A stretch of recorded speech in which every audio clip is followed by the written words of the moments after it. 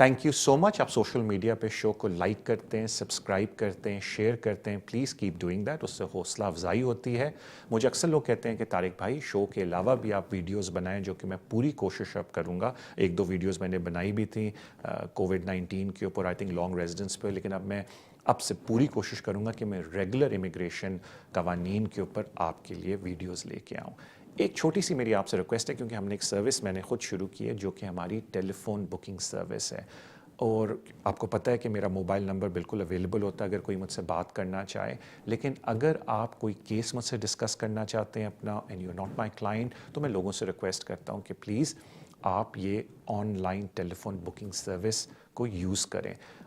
इसका लिंक इस वीडियो के नीचे अवेलेबल है। आई विल बी ग्रेटफुल अगर आप इसको यूज़ करें। अगर आप चाहते हैं तो आप मुझसे रब्ता भी कर सकते हैं और मैं आपको ये लिंक भी भेज सकता हूँ। बट मेरी छोटी सी रिक्वेस्ट है कि अगर आपको कोई मुझसे एडवाइस लेनी है, कोई इन्फॉर्मेशन लेनी है अपने केस के बारे में, क्योंकि आप मुझे डॉक्यूमेंट्स भिजवा रहे हैं, तो आई विल बी ग्रेटफुल अगर आप हमारी इस टेलीफोन सर्विस को यूज़ करें।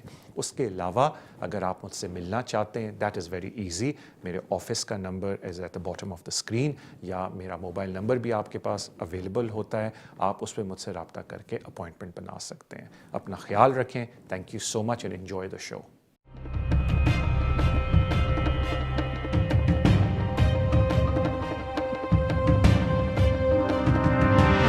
अस्सलाम वालेकुम, welcome to the show immigration with Tariq. Show का फॉर्मेट आपको पता होगा। अगर आपका इमिग्रेशन का कोई भी मसला है, आप इस शो में कॉल कर सकते हैं। मैं पूरी कोशिश करूंगा कि मैं आपको ऐसी इन्फॉर्मेशन दूं जो आपके लिए फ़ायदेमंद साबित हो सके। कॉल्स लेने से पहले कपल ऑफ थिंग्स। एक तो बात यह है कि प्लीज़ ट्राई करें कि आप टीवी पे अपनी आवाज़ ना सुने, आप टेलीफोन पे मुझसे बात करें और टीवी पे मेरा जवाब सुन लें। और उसके अलावा thank you so much for your love and support जो आप सोशल मीडिया पे शो को देते हैं। Please keep doing that. Subscribe करें, शेयर करें, लाइक करें। थैंक यू सो मच जो आप सारा ये कर रहे हैं। सो हम अपने पहले कॉलर की तरफ चलते हैं। अस्सलाम वालेकुम। हेलो। हेलो जी जी। अस्सलाम वालेकुम। अपना सवाल पूछ लें और टीवी पे जवाब सुन लें। जी जी तारक भाई, ये पूछना था कि हम 2060 में इधर आए थे मार्च में ना, जी, यूरोप से। तो अभी हमको 5 साल होने वाले हैं, तो हम कब अपना अप्लाई कर सकते हैं वो पक्का कार्ड, और उसके लिए क्या रिक्वायरमेंट्स हैं? और हमने मार्च में आए थे और अप्रैल में 7 अप्रैल को हमने काम शुरू किया था, मसला अपने टीटी राइट इस्तेमाल किए थे। तो अब हम कब अपना अप्लाई कर सकते हैं? ऑनलाइन कर सकते हैं, और इसकी क्या रिक्वायरमेंट है और क्या किस तरह करना है, कुछ ज़रा प्लीज़ बता दें।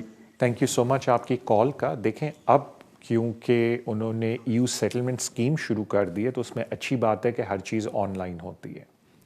तो बेसिकली जब आपके 5 साल इधर पूरे हो जाएंगे अप्रैल 2021 में, तो आपने उसी तरीके से ईयू सेटलमेंट स्कीम के थ्रू, जिस तरह आपने अपना प्री सेटल स्टेटस अप्लाई किया था, उसी तरीके से आप उस पर जाके सेटल स्टेटस अप्लाई करेंगे।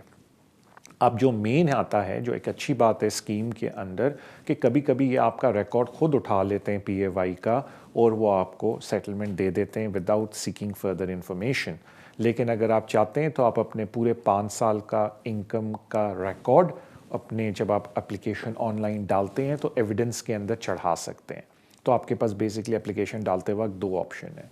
एक ऑप्शन है कि आप कोई डॉक्यूमेंट ना दें एंड वो खुद असेस कर लेंगे, और अगर उनको डॉक्यूमेंट की ज़रूरत होगी तो वो आपसे मांग लेंगे।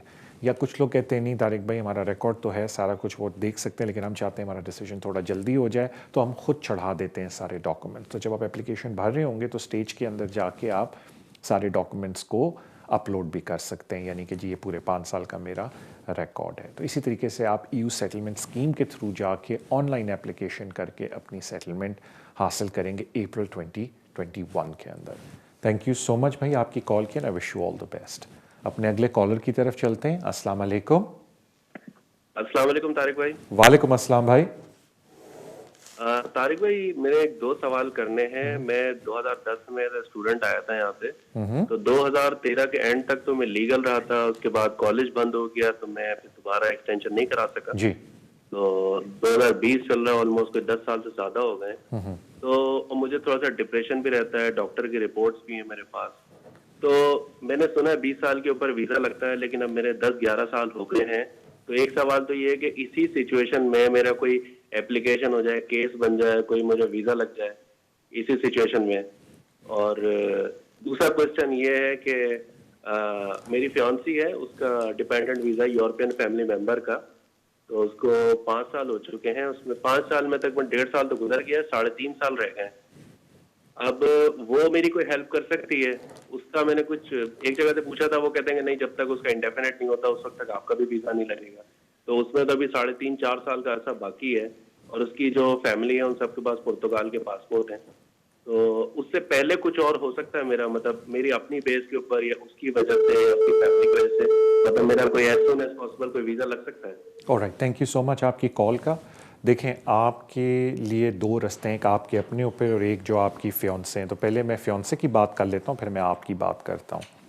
जहाँ तक फियांसे की बात है, वो खुद एज ए डिपेंडेंट वीज़े पे एज ईए नेशनल, यानी कि उनके पास मोस्ट लाइकली पासपोर्ट, से एग्जांपल देता हूँ पाकिस्तान का है, लेकिन क्योंकि उनके वालिद पोर्चुगल हैं तो उनको खुद डिपेंडेंट वीज़ा उसके ऊपर मिला हुआ है, तो वो तो आपकी कोई मदद नहीं कर सकती। बिल्कुल दुरुस्त आपको बताया गया, जब तक उनके पास इनडेफिनेट नहीं आता तो फिर वो जारी बात है अपेंडिक्स FM के अंडर आपके लिए अप्लाई कर सकते हैं, सब्जेक्ट टू कि आपकी शादी हो चुकी हो या आप 2 साल से इकट्ठे रह रहे हैं। और उसके बाद भी क्योंकि आप ओवरस्टे हैं तो आपको ये प्रूव करना पड़ेगा कि एक्सेप्शनल सर्कमस्टांसेस हैं या इनसिग्निफिकेंट ऑब्स्टिकल हैं कि आपको यहीं से वीज़ा दिया जाए। यानी कि सिर्फ जब 2 साल बाद उनको 3 साल 3.5 साल बाद इंडेफिनेट मिलेगा तो that is not the end of the story, फिर भी आपको थोड़े से हर्डल पास करने होंगे।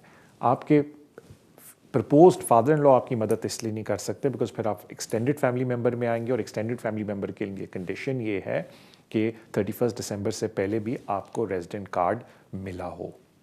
तो जो कि आपके पास नहीं होगा तो वो भी एक प्रॉब्लम है कि वो फिर कहेंगे कि आप एक्सटेंडेड में नहीं आते। तो जहाँ तक बात है कि आप वीज़ा हासिल करें on the basis of your proposed fiance, तो उसमें प्रॉब्लम ये है कि जब तक उनके पास इनडेफिनेट नहीं आता it will be very difficult for you.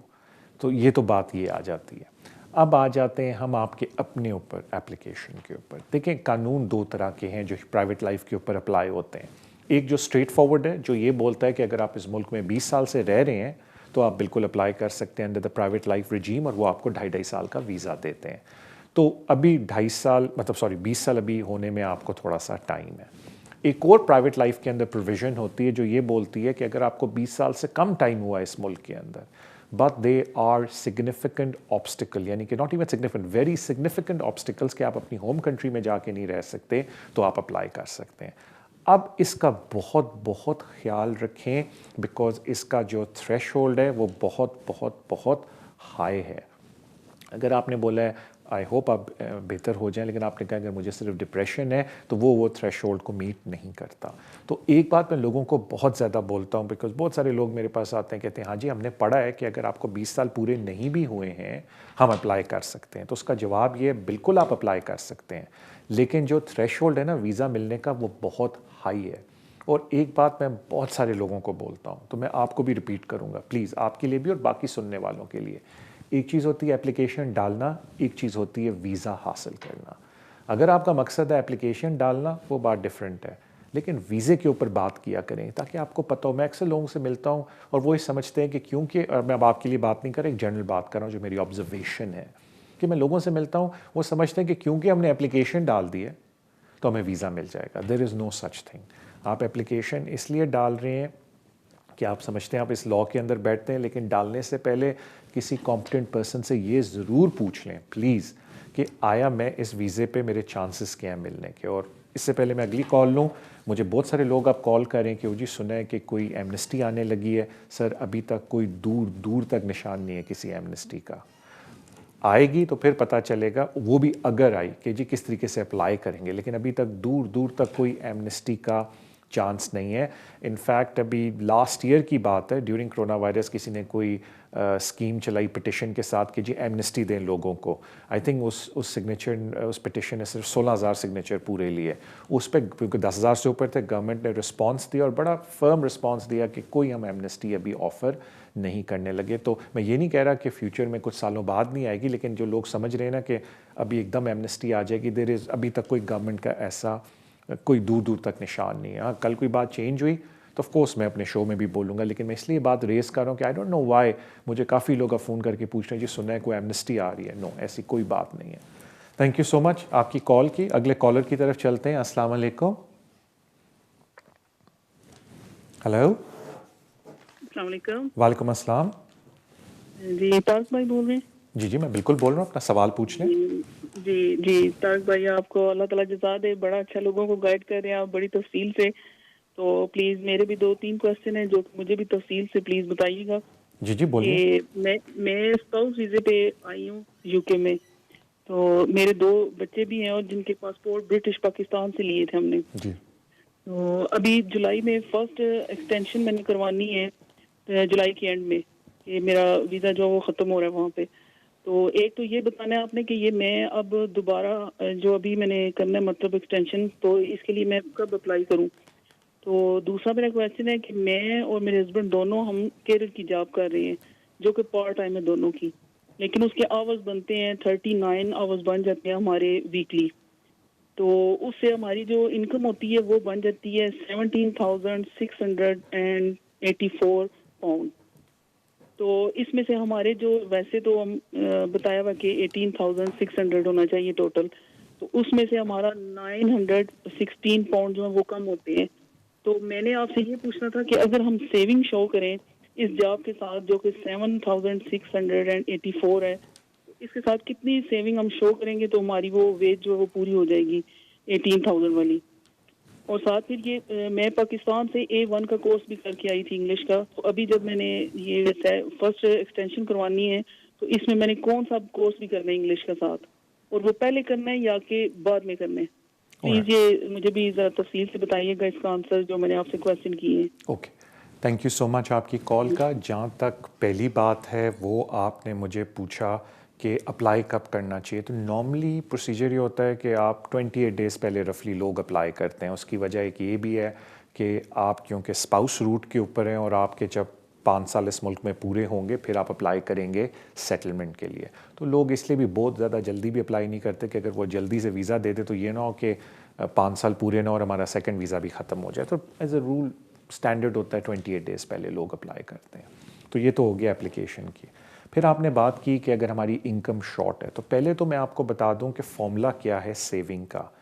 आपकी जो शॉर्टफॉल इनकम है, मैं एग्जांपल दे देता हूँ बिकॉज मैंने फिगर तो नोट किया कि मेरे पास कैलकुलेटर नहीं, तो मोटा मोटा कर लेता हूँ कि से फॉर एग्जांपल आप बोलते हैं मेरी इनकम शॉर्ट है 1,000 से, यानी कि जब मैं टोटल करती हूँ अपनी PAY तो मेरी PAY बनती है 17,600, 18,600 रिक्वायर्ड है, तो जी 1,000 का गैप है। उसका फॉर्मूला ये है कि सबसे पहले आप 1,000 को 2.5 टाइम्स मल्टीप्लाई करें। तो जब 1,000 को 2.5 टाइम्स मल्टीप्लाई करते हैं, आई डू अपोलोजाइज अगर मैं गलत कर रहा हूँ, तो आई थिंक वो कोई तकरीबन बन जाता है 3,000 के करीब, और राउंड ऑफ करके मैं बता रहा हूँ। और फिर आपने 16,000 जो सेविंग का फिगर है वो 3,000 के अंदर ऐड करना है। इन अदर वर्ड्स आपको सेविंग चाहिए 19,000 की। It's a very strange because लोग कहते हैं जी मैं तो मेरा जो गैप था वो 1,000 का था, आप 19,000 रुपये किधर चले गए? बिकॉज फॉर्मूला ये है कि जो आपकी डेफिसिट है उसको मल्टीप्लाई बाय 2.5 करें और उसमें 16,000 ऐड कर लें। फॉर्मूला डिफरेंट है जब आप सेटलमेंट अप्लाई करते हैं, वो ज़रा रिलैक्सड है, बट एक्सटेंशन पे ये फॉर्मूला है। तो आपका जो भी डेफिसिट है उसको मल्टीप्लाई बाय 2.5 करें और उसमें 16,000 ऐड कर दें। तो अगर 6,000 आपकी सेविंग है तो फिर प्रॉब्लम है, बिकॉज 16,000 तो वैसे ऐड करना है तो वो उससे ज़्यादा है, तो that is where you will have a little bit of problem. तो एक तो ये चीज़ आपको मैंने बतानी थी। तीसरी चीज़ आपने बोली इंग्लिश टेस्ट की। देखें, जो नॉर्मल इंग्लिश टेस्ट होते हैं वो सिर्फ 2 साल के लिए वैलिड होते हैं, तो क्योंकि आप 2 साल से ज़्यादा आपके वीज़े के तो हो गए होंगे, तो बेहतर है आप एक नया इंग्लिश टेस्ट कर लें। होम ऑफिस की वेबसाइट पर पूरी लिस्ट है टेस्ट की, कुछ टेस्ट अब ऐड हो गए हैं उसके अंदर सहूलत के लिए, लेकिन जो मोस्ट कॉमन या मोस्ट आप समझ लें पॉपुलर हैं वो ट्रिनिटी कॉलेज है या IELTS है।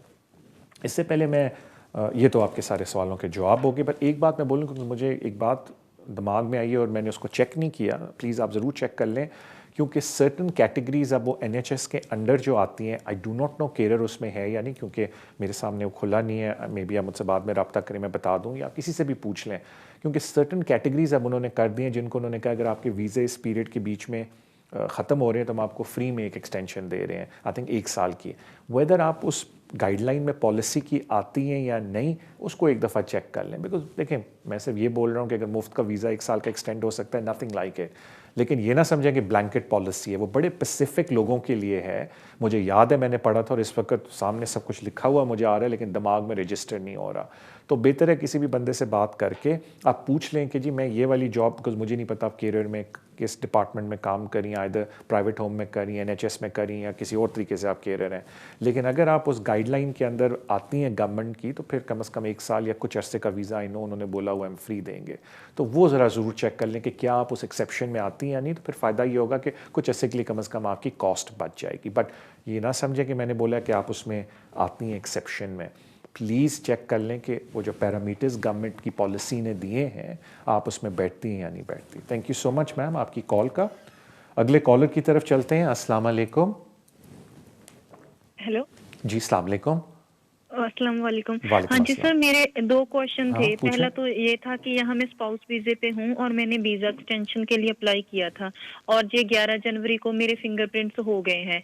और ये पूछना था कि अब जब हम ऑनलाइन देख रहे हैं, पहले तो ये शो नहीं हो रहा था, अब हो रहा है कि आपने 23 नवंबर तक फिंगरप्रिंट्स करने थे, ये लिखा आ रहा है, जबकि मेरे अभी 11 को हुए हैं। तो इसका कोई मतलब कोई प्रॉब्लम तो नहीं होगी वीज़ा आने में? और दूसरा क्वेश्चन है कि आफ्टर फिंगरप्रिंट्स कितना टाइम लगता है, कितना प्रोसेसिंग टाइम होता है वीज़ा आने में, डिसीजन आने में? Thank you so much ma'am आपकी कॉल हाँ का। जी। मुझे बताया जाता है कि अब जितनी देर में बात करी थी कि हमारा पहले ब्रेक का टाइम हुआ है, ब्रेक पे वापस आके सबसे पहले मैं आपके सवाल का जवाब दूंगा और उसके बाद मैं बाकी कॉल्स लूँगा। जाने से पहले thank you so much for your love and support जो आप सोशल मीडिया पे शो को देते हैं। Please keep doing that. Channel को सब्सक्राइब करें, शेयर करें, लाइक करें जो शो का है।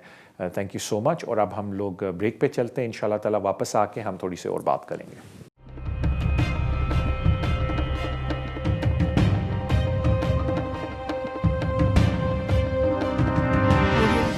Waste London solicitors. अगर आपका कोई भी कानूनी मसला हो, आप हमें कांटेक्ट कर सकते हैं। हम स्पेशलाइज करते हैं in the areas of immigration, asylum and nationality issues, business rate disputes, housing benefit and tax credit issues. हमारी टीम रेजिडेंशियल कन्वेंसिंग भी करती है और हम सिविल लिटिगेशन डिस्प्यूट्स को भी हैंडल करते हैं। अगर आपका कोई भी कानूनी मसला है तो आप हमसे आज ही राब्ता कीजिए on 0208 571 1001। Our website is westlondonsolicitors.com. West London Solicitors, working with you.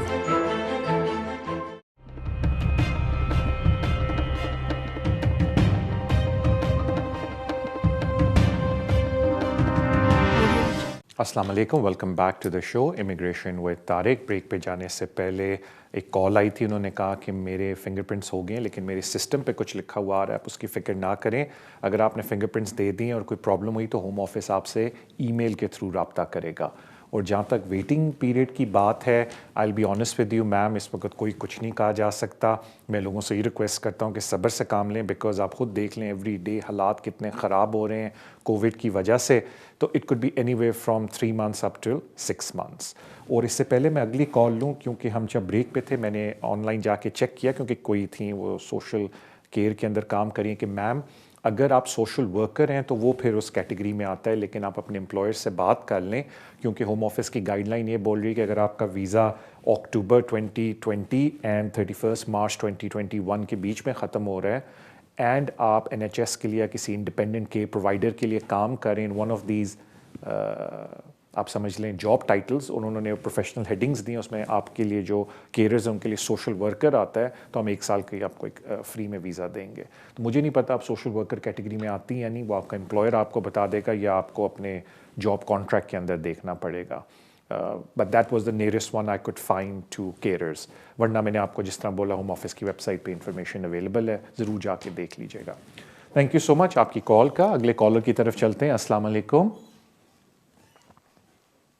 Hello hello, अस्सलाम वालेकुम। तारिक साहब बात कर रहे हैं? जी वालेकुम अस्सलाम भाई, अपना सवाल पूछ लें और मैं फिर टीवी पे जवाब दे देता हूँ। हाँ जी, मेरा सवाल ये है कि मैंने अप्रैल 2019 में नेचुरलाइजेशन के लिए अप्लाई किया था। ठीक है। अप्रैल 19 में जी मुझे ILR मिला था after long residency being dependent visa. ठीक है। तो जब मैंने अप्लाई कर लिया था तो उसके बाद चूंकि हम कुछ फैमिली वाइज, मेरी वाइफ भी उनके पास भी नेशनैलिटी है, मेरा बेटा भी है, वो भी नेशनल है। तो हम कुछ फाइनेंशियल क्राइसिस में से गुजर रहे थे, मेरी जॉब खत्म हो गई, तो उस क्राइसिस की वजह से हमारी कुछ थोड़ी सी आर्गुमेंट्स हुए। तो जून 19 में नेशनलाइजेशन अप्लाई करने के 2 महीने बाद हमारा झगड़ा हुआ।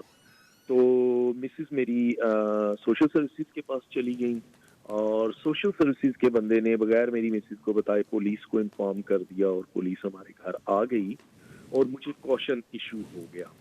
खैर उसके बाद हमारा मसला सेटल हो गया जो कुछ भी है, लेकिन मुझे जेन्युइनली ये नहीं था पता कि मुझे होम ऑफिस को इन्फॉर्म करना है और हम अपने सर्कमस्टांसिस को सेट करने में लगे रहे। लेकिन मुझे मेरा नेचुरलाइजेशन एप्लीकेशन रिफ्यूज हो गई और मुझे 10 साल के लिए बैन कर दिया गया कि होम ऑफिस का एलिगेशन जो था वो ये था कि मैंने डिसेप्शन का मैं मुर्तकिब हूँ।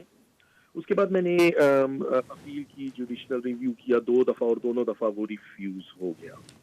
अब जिन सॉलिसिटर के थ्रू ये किया था उन्होंने ये कहा था जब रिफ्यूज हो गया दोनों दफ़ा, तो उन्होंने कहा था कि टेक्निकली मैं 3 साल के बाद, क्योंकि होम ऑफिस की रिक्वायरमेंट है कि कॉशन के 3 साल के बाद अगर आपका मजीद कोई कॉशन नहीं है तो आप अप्लाई कर सकते हो, लेकिन चूंकि होम ऑफिस ने मुझे 10 साल के लिए बैन किया हुआ है तो इसमें क्या कहाँ तक कोई पॉसिबिलिटी है या क्या मुझे वाकई 10 साल इंतजार करना पड़ेगा? ऑलराइट, मैं जवाब दे देता हूँ।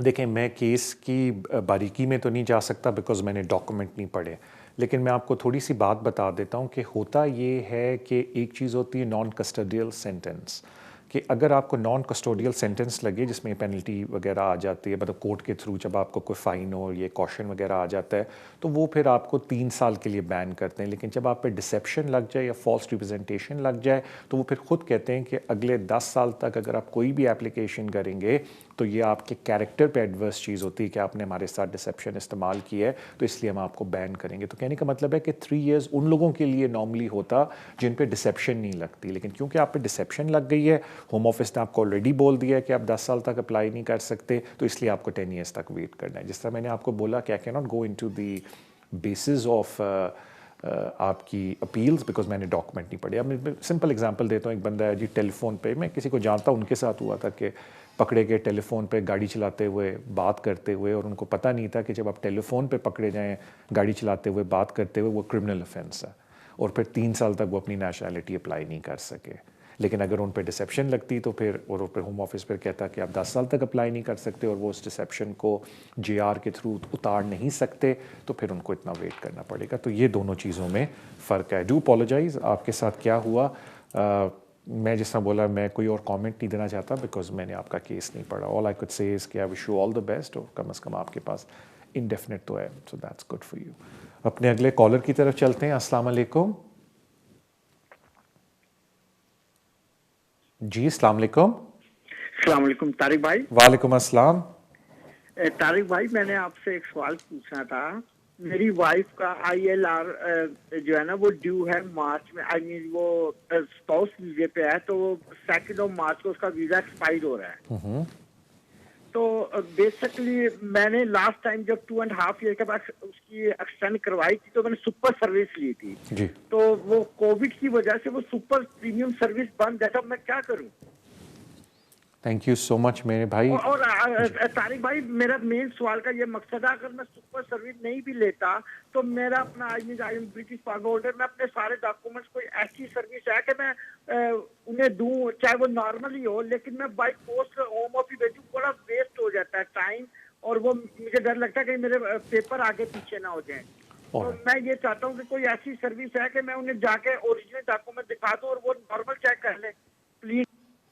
ऑलराइट, देखें, पहली तो आपको मैं एक बात क्लियर कर दूं कि जो नया सिस्टम आया है जो कि होम ऑफिस या आपसे डायरेक्ट डॉक्यूमेंट मांगता है या आप सोप्रा की ऑफिसेज में जाके अपने डॉक्यूमेंट, अपने फिंगरप्रिंट्स देते हैं, ओरिजिनल डॉक्यूमेंट्स अब कहीं भी नहीं जाते। पहले तो ये मैं आपको क्लियर कर दूं। आपके पास 2 ऑप्शंस होती, 3 ऑप्शंस होती हैं रादर, पहले ये सुन लें गौर से। ऑफ कोर्स आजकल प्रीमियम सर्विस अवेलेबल नहीं है, लेकिन जो 3 ऑप्शंस हैं वो सुन लें। जब आप एप्लीकेशन भरते हैं किसी की भी, आप एंड में जाते हैं एप्लीकेशन के, जहाँ बोला जाता है जी ये फाइनल डॉक्यूमेंट्स है, ये चेकलिस्ट है, वहाँ नीचे एक टैब आता है बुक इन अपॉइंटमेंट का, एंड बुक योर बायोमेट्रिक्स। अगर वो टैब आता है तो आप उस टैब को जब क्लिक करते हैं तो वो फिर सुप्रा की वेबसाइट पे चला जाता है। जब आप एक थर्ड पार्टी है होम ऑफिस के पार्टनर्स हैं सो कॉल्ड, और आप सुपरा की वेबसाइट पे जाते हैं, वहाँ ऑप्शन आती है जब अपने अकाउंट को रजिस्टर कर लेते हैं कि आप डॉक्यूमेंट्स को अपलोड कर सकते हैं। तो आप अपने जितने डॉक्यूमेंट्स हैं जो चेकलिस्ट में आते हैं आप उधर अपलोड कर दें, आपको और कुछ करने की ज़रूरत नहीं, आपके कई डॉक्यूमेंट्स जाते नहीं हैं। कुछ लोग हैं वो कहते हैं कि जी हमें अपलोड करने नहीं आते, तो उसमें सुपरा ने आपको ये ऑप्शन दी हुई है कि आप प्रीमियम सर्विस अपॉइंट कर लें। उनका प्रीमियम सर्विस का मतलब नहीं सेम डे सर्विस, वो प्रीमियम लाउंज है, उधर वो आपको फ्री में आपके डॉक्यूमेंट स्कैन करके दे देंगे। लेकिन अगर आप प्रीमियम लाउंज को बुक नहीं करेंगे, आप नॉर्मल लाउंज को बुक करेंगे, तो उधर एक नीचे ऑप्शन आती है कि आप 70 पाउंड दे के, I think it's 69 pound something, कि आप हमसे डॉक्यूमेंट अपलोड करवा लें। ज़्यादातर लोग उनकी सर्विस इसलिए आजकल इस्तेमाल नहीं कर रहे कि लोग कहते हैं कि जी वहाँ हम जब जाते हैं तो वो कहते हैं कि जी 30 से ज़्यादा पेजेस हम अपलोड नहीं करके देंगे, हमारे डॉक्यूमेंट थोड़े ज़्यादा हैं, तो लोग प्रेफर करते हैं वो ख़ुद अपलोड कर दें। कभी कभी होता है जब आप एप्लीकेशन भरते हैं तो टैब ही नहीं आता बुक एन अपॉइंटमेंट का, कोई घबराने की बात नहीं है। उसका मतलब ये है कि होम ऑफिस खुद आपसे रब्ता करेगा, और जब होम ऑफिस आपसे रब्ता करता है, अगेन आपको ये नहीं बोलता कि डॉक्यूमेंट्स भेजें, वो आपको एक लिंक भेजता है, उसमें आपने स्कैन करके सारे डॉक्यूमेंट्स अपलोड करने होते हैं। कुछ लोगों के पास स्कैन की फैसिलिटी नहीं है, बिल्कुल घबराने की ज़रूरत नहीं, ऑल्दो टेलीफोन पे फ्री सर्विस आ गई है अब स्कैन की, लेकिन अगर आपके पास वो सॉफ्टवेयर नहीं है, आप तस्वीरें खींच के भी वो डॉक्यूमेंट्स अपलोड कर सकते हैं। तो इन अदर वर्ड्स आपके लिए कि अब बहुत ज़्यादा सहूलत हो गई है। आप इस बात से बिल्कुल ना घबराएं कि आपको कहीं डॉक्यूमेंट भिजवाने पड़ेंगे, बिकॉज कहीं भी डॉक्यूमेंट भिजवाने की ज़रूरत नहीं है ना। Wish you all the best sir. अगले कॉलर की तरफ चलते हैं। अस्सलाम वालेकुम। हेलो जी, अस्सलाम वालेकुम। वालेकुम अस्सलाम। जी तारिक भाई। जी जी बिल्कुल, मैं बोल रहा हूँ, अपना सवाल पूछिए। जी तारिक भाई, मेरा क्वेश्चन ये था कि मैं यहाँ ब्रिटिश सिटीजन हूँ और मेरी फैमिली का इंडेफिनिट अप्लाई करना है। 4 मार्च 2021 को उनके 5 साल पूरे होते हैं, और उनके पास जो वीज़ा है मेरे बेटी और मेरी वाइफ के पास वो है 28 मई 2021 तक का, और बेटे के पास है अक्टूबर 2021 तक का। मेरा पहला क्वेश्चन ये है कि आया मैं 28 डेज पहले उनका वीज़ा अप्लाई कर सकता हूँ? 4 मार्च को है तो 8 फरवरी को मैं अप्लाई कर सकता हूँ, पहला क्वेश्चन। और सेकंड क्वेश्चन ये है कि आया मैं अपने बेटे, अब मेरा वो ओवर 18 है तो, और बेटी भी, अब मैं उनका भी इकट्ठा ही अप्लाई करूँगा? लास्ट टाइम भी जब मैंने एक्सटेंशन के लिए किया था तब भी इकट्ठा किया था, तब भी बेटा ओवर 18 था। Alright, thank you so much. जी थैंक यू सर आपकी कॉल का। देखें, जो पहली रिक्वायरमेंट है कि 60 मंथ्स पूरे हो जाएं आपकी वाइफ को, तो जब 60 मंथ्स पूरे होते हैं, जो उसमें से आखिरी 28 डेज हैं वो ग्रेस पीरियड है। तो जब भी उनके 5 साल पूरे होने लगे, डजेंट मैटर उनका वीज़ा कब तक चल रहा है, बिकॉज अक्सर लोग बीच में एक्सटेंशंस करते हैं, वो एक्सटेंशन में 8-8, 9-9 महीने लग जाते हैं, वो सारा लीगल पीरियड होता है अगर इन टाइम एप्लीकेशन है। तो जो उनका इनिशियल एंट्री क्लियरेंसेस मुल्क में उससे 5 साल पूरे हो गए, उसमें से जो आखिरी 28 डेज़ हैं वो ग्रेस पीरियड है। तो जब भी उनके 5 साल पूरे हो रहे हैं, रिगार्डलेस ऑफ वीज़ा कब ख़त्म हो रहा है, अक्टूबर, अप्रैल और बाद में, आप वो कर सकते हो। जहाँ तक बच्चों की बात है, वो इसी तरीके से उसको ट्रीट करते हैं कि अगर आपके बच्चे आए थे when they were dependents under 18, अगर ओवर 18 भी हो जाए, हम उनको डिपेंडेंट ही ट्रीट करेंगे एज लॉन्ग एज वो इंडिपेंडेंट लाइफ अपनी नहीं गुजार रहे। तो these are what you have to be careful for, और उसी तरीके से आप फिर अप्लाई कर सकते हैं। थैंक यू सो मच आपकी कॉल का। अगले कॉलर की तरफ चलते हैं। अस्सलाम वालेकुम। अस्सलाम वालेकुम। वालेकुम अस्सलाम। मुझे 2 क्वेश्चन पूछने थे छोटे छोटे। जी। अच्छा, मेरा इंडेफिनेट ड्यू है कुछ महीने के बाद। एक्चुअली मेरा रेफ्यूजी स्टेटस है, और जब मैंने अप्लाई किया था मेरा बड़ा बेटा मेरे साथ था, और जब मेरा स्टेटस हुआ तो मतलब मेरे 2 बच्चे हैं। जब मेरा स्टेटस हुआ तो फिर मेरा छोटा बेटा जो है उसको मेरे साथ वो चीज मतलब रेफ्यूजी स्टेटस ग्रांट नहीं हुआ था। इसका मैंने बाद में फिर अप्लाई किया। अब मेरा इंडेफिनेट ड्यू है नेक्स्ट फ्यू मंथ्स में। मेरा क्वेश्चन ये है कि जैसे मैंने 1-2 लॉयर से बात की तो वो कह रहे थे कि मेरे छोटे बेटे का मेरे साथ नहीं होगा, लेकिन इसकी वीज़ा जो एक्सपायर हो रहा है उसकी एक्सपायरी डेट जो है वो मेरे साथ ही है, मेरे छोटे बेटे की। तो मैं ये पूछना चाहती हूँ कि मतलब जब इंडेफिनेट मेरा और मेरे बड़े बेटे का होगा तो छोटे का भी साथ ही होगा, या फिर क्या प्रोसीजर होगा? मतलब ये 5 ईयर प्लस का हो जाएगा मेरा छोटा वाला बेटा, तो ये इसकी क्या नेशनलिटी मतलब पासपोर्ट होगा या इंडेफिनेट होगा, मुझे अलग से अप्लाई करना पड़ेगा, ये मेरा क्वेश्चन है। ऑलराइट, थैंक यू मैम आपकी कॉल का। देखें, जो नेशनैलिटी बच्चों की है ना, वो तीन तरीक़ों से नेशनैलिटी में रजिस्ट्रेशन होती है बच्चों की, वो 3 तरीके से होती है अगर बाय बर्थ बच्चे ब्रिटिश नहीं है। या वो यहाँ 10 साल अपने पूरे कर लें, मीनिंग पैदाइश के बाद उनकी एज 10 तक हो जाए, वो वाली चीज़।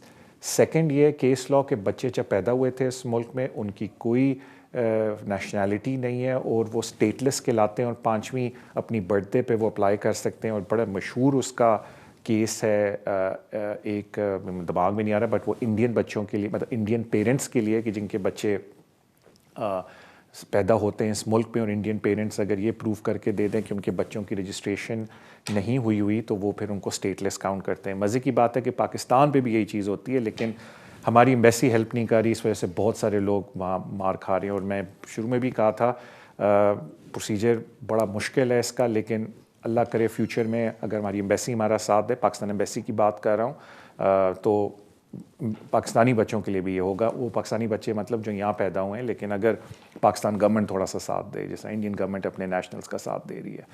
बट कहने का मतलब ये है कि वो 5 ईयर वो वाला होता है। और उसके अलावा अगर पेरेंट्स को बाद में इंडेफिनेट मिल जाए और बच्चा यहाँ पैदा हो, तो फिर बच्चा रजिस्ट्रेशन कर सकता है एज ब्रिटिश चाइल्ड। तो मेरा कहने का मतलब, मुझे पता नहीं आपका जो छोटा वाला बच्चा है वो इधर पैदा हुआ था नहीं, बट क्योंकि ये एप्लीकेशन फ्री में, आप बिल्कुल उसको बीच में ऐड कर लें अपने उस एप्लीकेशन के, क्योंकि फ्री की एप्लीकेशन होती है सेटलमेंट की। लेकिन अगर वो बच्चा इधर पैदा हुआ था, जो मुझे लग रहा है जिस तरह आप बता रही हैं, तो फिर तो सीधी सीधी बात है, आपको इंडेफिनेट की भी क्या ज़रूरत है। जब आपके पास इंडेफिनेट आ जाए इंशाल्लाह, आप अपने बच्चे की डायरेक्ट रजिस्ट्रेशन कर सकते हैं as British child. So thank you so much आपकी कॉल का। अगले कॉलर की तरफ चलते हैं। अस्सलाम वालेकुम। वालेकुम सलाम साहब। वालेकुम अस्सलाम। सर, मैंने ये पूछना है, जब हम अपने आगे बायोमेट्रिकली जाता है सपरा में, वो बता देते हैं सर कि आपका पेपर अपलोड हुआ है नहीं हुआ है sir. Alright, thank you so much आपकी कॉल का। मुझे बताया जाता है कि अब ब्रेक का टाइम हो गया तारिक भाई, तो ब्रेक पे वापस आके सबसे पहले मैं आपके सवाल का जवाब दूंगा और फिर मैं और कॉल्स लूँगा। जाने से पहले thank you so much for your love and support जो आप सोशल मीडिया पे शो को देते हैं। Please keep doing that. और इंशाल्लाह ताला हम ब्रेक पे जाते हैं। ब्रेक पे वापस आके हमारा आखिरी सेशन होगा इंशाल्लाह ताला। See you after.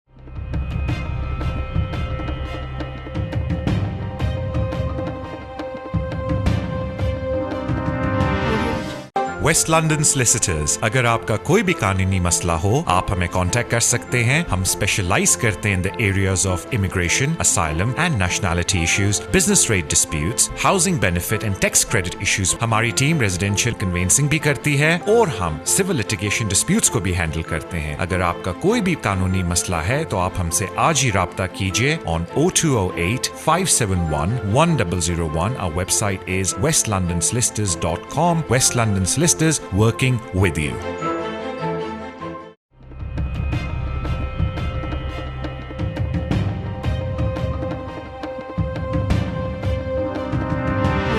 अस्सलामुअलैकुम, welcome back to the show. अब ब्रेक पे जाने से पहले किसी की कॉल आई, उन्होंने बड़ा अच्छा सवाल पूछा कि हमें कैसे पता कि हमारे डॉक्यूमेंट्स अपलोड हो गए हैं। तो उसके 2 तरीके हैं। एक तो सबसे आसान तरीका ये है कि आप सोप्रा की वेबसाइट पे लॉगिन करें वापस।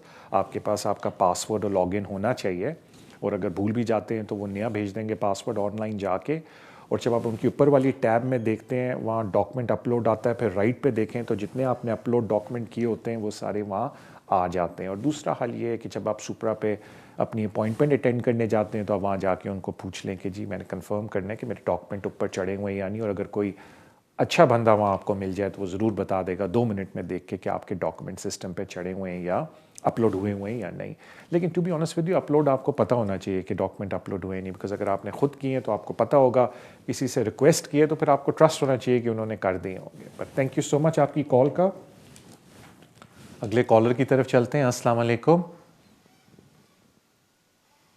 हेलो जी, अस्सलाम वालेकुम। वालेकुम अस्सलाम जी, तारिक, कैसे आप? ठीक है अल्हम्दुलिल्लाह, बिल्कुल खैरियत से। थैंक यू जी। आपका प्रोग्राम बहुत अच्छा है, हमें बहुत हेल्प मिलती है। Thank you so much. Thank you ji Tariq भाई, आपसे 2 क्वेश्चन पूछने थे मैंने जी।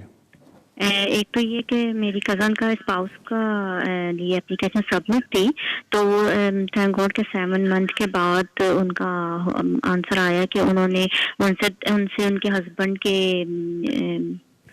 बैंक स्टेटमेंट्स वगैरह मांगे थे, तो वो लॉयर ने सब सेंड किया उनको, तो उनके वेबसाइट पे ईमेल जो है ना वो डिलीवर नहीं हो रही थी।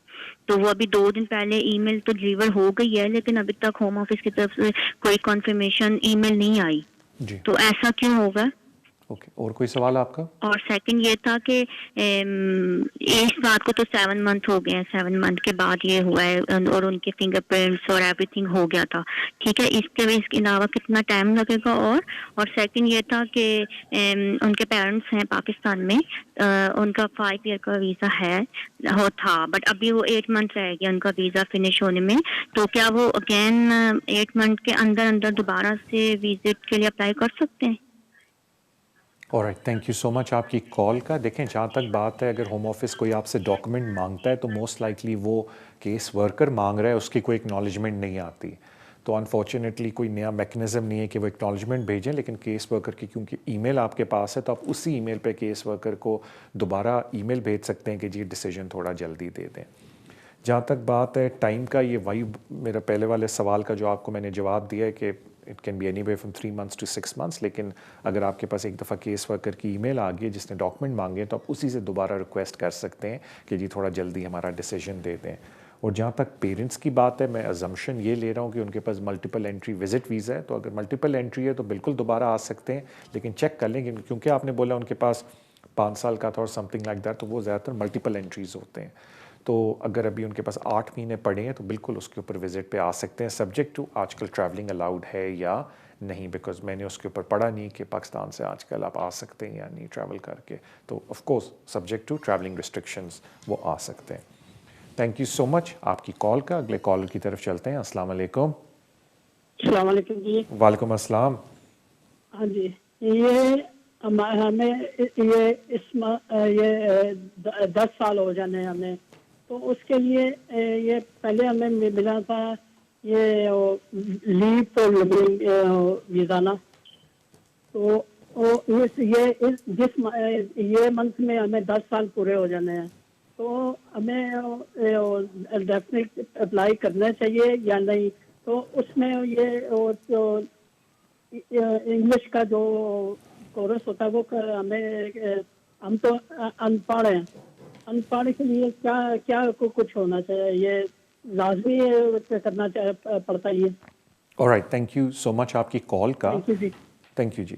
देखें, अगर मुझे नहीं पता कौन सी कैटेगरी में अप्लाई करने लगे हैं, लेकिन अगर आप बात कर रहे हैं लॉन्ग रेजिडेंस की, तो फिर आपने ये देखना है कि आप कवानीन को पूरा उतरते हैं या नहीं। तो वो फिर मैं आपसे ये रिक्वेस्ट करूँगा कि अगर आपको पता नहीं है तो किसी कॉम्पिटेंट पर्सन के पास जाएं, वो आपकी पूरी हिस्ट्री देख के आपको बता देंगे कि आप क्वालिफाई करते भी हैं लॉन्ग रेजिडेंस के ऊपर या नहीं, या जो भी आप वीज़ा अप्लाई करना चाहते हैं सेटलमेंट के लिए, अगर आपको नहीं पता किस बेसिस पे अप्लाई करना है, वो आपकी हिस्ट्री पूछ के, सारी चीज़ें पूछ के आपको बता देंगे उसी मीटिंग के अंदर कि आप क्वालिफाई करते हैं या नहीं करते सेटलमेंट एप्लीकेशन के लिए। अब आ जाते हैं इंग्लिश टेस्ट के ऊपर, बिकॉज सारी बात है, जो लोग सेटलमेंट अप्लाई करते हैं, जो मेन 2 टेस्ट उनको देने पड़ते हैं, life in the UK and English ability test.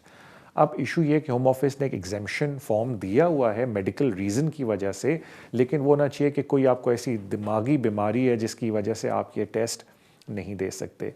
Illiteracy can not be defined as a दिमागी बीमारी, तो बेहतर ये है कि आप अपने डॉक्टर से रजू करें, क्योंकि वो जो उन्होंने आपको एग्जेम्पशन फॉर्म दिया हुआ है जो आपने अपने डॉक्टर से भरवाना है, वो आप अपने डॉक्टर के पास ले जाएं, तो वो डॉक्टर इज़ मोर मेडिकली, आप समझ लें, क्वालिफाइड कि वो अपनी मेडिकल तरीके से ओपिनियन दे सकता है कि आया आप पे मेडिकल एग्जेम्पशन अप्लाई होती या नहीं होती। बिकॉज अगर डॉक्टर अपना मेडिकल ओपिनियन दे दे तो वो अगर होम ऑफिस ना भी माने, आप कोर्ट में जाके उसको चैलेंज कर सकते हैं। And thank you so much आपकी कॉल का, आई wish you all the best. अगले कॉलर की तरफ चलते हैं। अस्सलाम वालेकुम। जी अस्सलाम वालेकुम। वालेकुम अस्सलाम। जी तारिक भाई बोल रहे? जी बिल्कुल तारिक भाई, मेरा नाम हमीद है। मैं इस मामले में सवाल कर रहा हूँ कि मैं 2019 में मुझे इंडेफिनेट मिला था 2 साल के लिए, 5 साल के लिए सॉरी, तो उस वजह से मैं हॉलीडे पे गया था मार्च में, और मार्च में मैं गया, वहाँ फंस गया इंडिया में, 6 महीने के लिए फंस गया, फ्लाइट्स बंद हो गए थे। तो मैं नेचुरलाइजेशन के लिए अप्लीकेबल हूँ या मुझे, क्योंकि मैं 90 डेज के साथ रहा था मैं इंडिया में। Alright, thank you so much.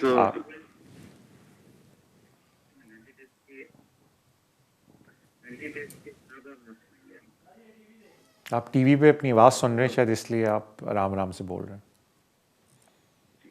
Alright, thank you so much आपकी कॉल का। देखें, जो नेशनलाइजेशन होती है आखिरी साल, वो यही बोलते हैं अपार्ट फ्रॉम बाकी पीरियड के 90 दिन से ज़्यादा बाहर ना हो, जो कि अगर आई थिंक उनकी पॉलिसी देखें तो 100 एंड समथिंग डेज़ तक फ्री कर देते हैं, लेकिन आपका बहुत लंबा पीरियड था। अब बात यह आ जाती है कि कोविड की वजह से आप वहाँ रुके हैं, तो वो डिपेंड करता है कि होम ऑफिस डिस्क्रेशन आपके फेवर में अप्लाई करे ना करे ड्यू टू एक्सेप्शनल सर्कमस्टांसेस। अब अगर आप वो रिस्क नहीं लेना चाहते, बिकॉज सारी बात है ये जो नेशनलाइजेशन एप्लीकेशंस होती हैं दे आर नॉट चीप, काफ़ी महंगी हैं, और अगर आप लीगल रिप्रेजेंटेशन भी बीच में लेंगे थोड़ी सी कॉस्ट वो भी बढ़ जाती है। तो अगर आपकी जेब आपको इजाज़त नहीं देती कि आप उनको बोलें कि जी डिस्क्रेशन मेरे फेवर में अप्लाई करें कोविड की वजह से, तो फिर आप वेट कर लें, क्योंकि आप वापस आ गए और जब आपका एक और साल गुजर जाए, यानी कि पिछला पीरियड आपका बिल्कुल, बल्कि एक साल भी नहीं 6-7 महीने में आपका पिछला पीरियड बिल्कुल ख़त्म हो जाएगा, तो then you can apply again. Otherwise अगर आपने होम ऑफिस की उस पर जाना है डिस्क्रेशन पे, तो वो भी आप अप्लाई कर सकते हैं, बिकॉज देखें कोविड में ये किस तरीके से अपना डिस्क्रेशन अप्लाई करते हैं नोबडी नोज़। अब इसके एक और एग्जांपल देता हूँ कि इनफैक्ट मैं आज पढ़ा था जिन्होंने 12 जनवरी को जो नई अपनी पॉलिसी निकाली है कोविड के अंदर, उसमें उन्होंने एक और बात बोली है कि जी जो यहाँ विज़िट वीज़े पे भी हैं, या सिंपल ये बोला है कि कोई भी ऐसी एप्लीकेशन जिसके लिए आपको कंट्री छोड़नी पड़ती है, अब आपको कंट्री छोड़ने की ज़रूरत नहीं, अब यहाँ से कर सकते हैं। यानी कि अगर कोई विज़िट पे आया है और शादी हो जाती है और वो स्पाउस वीज़ा अप्लाई करना चाहता है इंस्टेड ऑफ गोइंग बैक, वो यहाँ से कर सकता है। That is what they would mean. अब वो डिस्क्रेशन किस तरह अप्लाई करेंगे we do not know, but policy ये बोलती है। इसी तरीके से कोविड के अंदर काफ़ी लोगों को परेशानियाँ हुई। अब आप वो रिस्क लेना चाहते हैं क्योंकि there is an element of risk, तो वो फिर आपकी कॉस्ट ज़ाया हो जाएगी। That is the only thing. तो वो आपकी मर्ज़ी है कि आप वो रिस्क लेके उनको बोलना चाहते हैं कि मैं फंस गया था इस वजह से, वरना मैं वापस आ जाता, या you want to wait for future months, और जब आपका पीरियड पूरा हो जाए then you can apply again. वो आपके ऊपर है। थैंक यू सो मच आपकी कॉल का। अगले कॉलर की तरफ चलते हैं। अस्सलाम वालेकुम। जी वालेकुम सलाम। वालेकुम अस्सलाम भाई। जी सर, मेरा मैं पहले आपको थोड़ी सी बैकग्राउंड बता दूं, फिर मैं क्वेश्चन आपसे करता हूँ। बैकग्राउंड इस तरह से कि मैं initially came on tier 2 dependent visa, और मेरे वीज़े की जब एक्सटेंशन थी तो मेरे पार्टनर ने ILR अप्लाई किया था, लेकिन उसके अभी तक डिसीजन नहीं था आया। So we have got only about a month left. तो मैंने जो है वो अपना as a tier 2 dependent case डाल दिया था, और उस दौरान before the expiry of the visa उसको ILR भी मिल गया था। और उसके बाद then home office eventually granted me the tier 2 dependent extension for 3 years, और वो अभी तक चल रहा है, कंटिन्यू है। अब उसकी नेक्स्ट एक्सटेंशन ड्यू इस साल जो है वो ड्यू है, और मैं तब तक ILR के रेजिडेंस पीरियड भी क्वालिफाई नहीं करूंगा। तो आई वाज थिंकिंग कि would I be still be able to apply as a tier 2 dependent extension, या मुझे कैटेगरी चेंज करनी है? और दूसरा ये कि जो मैं NHS की फी दूंगा उसके बाद जब इवेंचुअली मैं सेटलमेंट के लिए क्वालिफाई करूंगा, तो क्या वो फी का कुछ पार्ट रिफंड हो सकता है या नहीं हो सकता है? Alright, thank you so much आपकी कॉल का। लेकिन जहाँ तक बात आती है कि whether you will be able to switch, वो बात करती है आपके सर्कमस्टांसेस पर। इतना याद रखें कि अगर आप पॉइंट बेस्ड सिस्टम डिपेंडेंट से स्विच करेंगे अपेंडिक्स FM पे, तो आपका पीरियड 0 से काउंट होगा, यानी कि पुराना पीरियड ऐड नहीं हो सकेगा। तो इस बात का ख्याल रखें कि अगर आप PBS डिपेंडेंट से स्विच करते हैं अपेंडिक्स FM के अंडर, तो वो जो आपका पीरियड है वो 0 से काउंट होगा, और फिर आपको पूरे 5 साल दोबारा गुजारने हैं। अगर आप PBS डिपेंडेंट की एक्सटेंशन रिक्वायरमेंट्स को मीट करते हैं, बिकॉज नॉर्मली देखने में आया है कि जो main applicant point based system के अंदर सेटलमेंट लेते हैं उनके PBS डिपेंडेंट उसी तरीके से चल सकते हैं, इवन अगर उन्होंने सेटलमेंट ले भी लिए हैं, जब तक उनके 5 years पूरे नहीं होते। तो एज लॉन्ग एज आप अपनी एक्सटेंशन रिक्वायरमेंट पूरी मीट करते हैं as PBS dependent at the time of your extension, तो आपको अपेंडिक्स FM में आने की ज़रूरत नहीं है। लेकिन अगर आप सोचते हैं स्विच करने का, क्योंकि आपने पूछा है, तो एक बात का ख्याल रखें कि अपेंडिक्स FM पे आपका पीरियड 0 से शुरू होगा।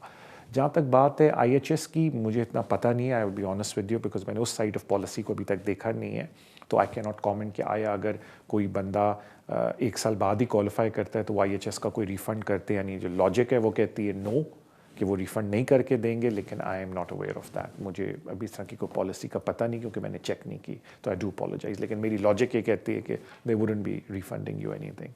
But that's where I am. लेकिन अगेन अगर सब्जेक्ट टू पॉलिसी, लेकिन मैंने पॉलिसी कोई ऐसी पढ़ी नहीं, क्योंकि इसका मतलब नहीं मैंने पढ़ी नहीं मतलब मैंने देखी नहीं। सो माई अपॉलॉजीज टू यू। अगले कॉलर की तरफ चलते हैं। अस्सलाम वालेकुम। जी अस्सलाम वालेकुम तारिक भाई। वालेकुम अस्सलाम भाई। जी तारिक भाई मेरे 3 क्वेश्चन है। जी जी। तीनों एक दूसरे से रिलेटेड है। ओके। एक्चुअली एक है जी यूके ब्रिटिश पासपोर्ट, और सेकंड है स्पोर्ट्स वीजे के लिए, और तीसरा है IHS के लिए। जी जी पूछे। मुझे आपसे ये जी आप क्वेश्चन ये है कि जो ब्रिटिश जो आपकी शादी ओवरसीज हुई होती है और उधर से जो आपके बेबीज होते हैं ओवरसीज में, और आप अगर ब्रिटिश नेशनल हो यानी थ्रू नेचुरलाइजेशन, तो वो क्या आप ब्रिटिश पासपोर्ट अप्लाई कर सकते हैं बाहर से ही अगर आपकी मिसेज हो? दूसरा क्वेश्चन ये है कि स्पोर्ट्स वीज़ा अप्लाई करना है मैंने सेल्फ एम्प्लॉयड बेसिस पर, मेरी इनकम 23,400 पर एनम है। तो मैंने ये क्वेश्चन ये था कि जब हम मेरे बेबी का पासपोर्ट बन के आ जाएगा अगर, तो जब हम फॉर्म फिल करेंगे स्पोर्ट्स वीज़े के लिए मेरी मिसेज के लिए जो ओवरसीज में होती है, तो उसमें जो बेबी मैंने अपना इंडिपेंडेंट शो करना है या अपनी मिसेज का शो करना है? और तीसरा ये है कि जब IHS होगा तो उस पर उसको लगेगा या नहीं लगेगा? बस ये क्वेश्चन है मेरा। थैंक यू सो मच भाई आपकी कॉल का। क्योंकि आपको नेचुरलाइजेशन प्रोसेस के थ्रू सिटीजनशिप मिली है, तो इंशाल्लाह जो भी आपकी औलाद पैदा होगी यूके से बाहर, वो अप्लाई कर सकते हैं ब्रिटिश पासपोर्ट के लिए when they are born. So good luck with that. जहाँ तक बात आती है डिपेंडेंसी की, आपकी वाइफ भी आपकी डिपेंडेंट है, तो टेक्निकली बच्चा भी आपका डिपेंडेंट है। और जहाँ तक बात आती है NHS की या एप्लीकेशन इटसेल्फ की, तो जब बच्चा ब्रिटिश होता है तो वो फाइनेंशियल रिक्वायरमेंट के अंदर नहीं आता। मीनिंग अगर फॉर एग्जांपल आपकी रिक्वायरमेंट 18,600 है वाइफ के लिए और बच्चा पैदा होता है, दैट चाइल्ड इज़ ब्रिटिश, तो वो रिक्वायरमेंट 18,600 ही रहती है। एज ऑपोजिट टू अगर कोई बच्चा नॉन ब्रिटिश है तो आपको पता है आई थिंक 3,600 या 800 से बढ़ जाता है आपका फाइनेंशियल रिक्वायरमेंट, तो ब्रिटिश बच्चों के लिए नहीं बढ़ता।